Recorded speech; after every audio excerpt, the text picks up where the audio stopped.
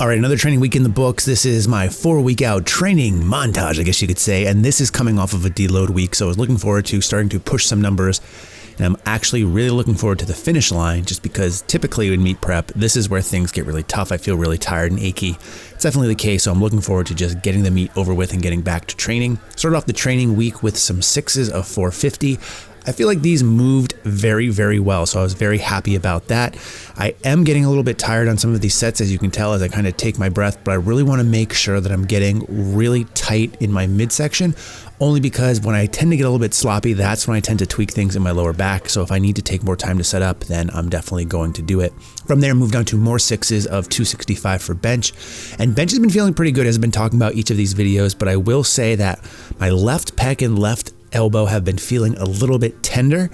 So here we are 2 weeks in the future, which you can't see now, but I'm trying to make sure that I take care of that by wearing maybe an elbow sleeve or taking some ibuprofen when necessary, just to make sure that things are going to be feeling good.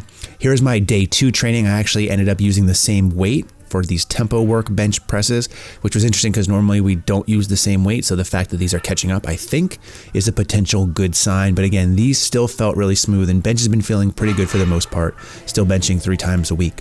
From there on day 3, this is where things got a little bit tough. I had a single at, I think, RPE 7 or 7.5, and I feel like this one was way too rough. So I took it again, thinking that if I got my mind right, things would move more how they were supposed to. And this one was more tough. And these probably felt like an RPE 8.5 to 9, although looking at it now, they actually looked pretty good. Now from there, we had some back off sets of 485, and these moved really well. Again, one of the things I'm really trying to just tell myself in all of this training is just do the work, because I have the tendency to be very doubtful of myself and let kind of some of these things that are bothering me take over my training and make me either drop the weight or just drop the exercise altogether. So I'm trying to convince myself, as long as I do the work, which I know I'm capable of, I'll be able to push through. Day 4, last day of this training week, had some doubles of 495. This first set moved awful. I also had to deal with the kids and the wife taking a nap, so I'm trying to place the weight down as gingerly as possible. The good news is, at least, is the second set of 495 moved so much better. But again, I'm not expecting my deadlifts to show up on this meet because they just haven't all training cycle. But as long as I can just put up something somewhat okay, I'll be all right with that.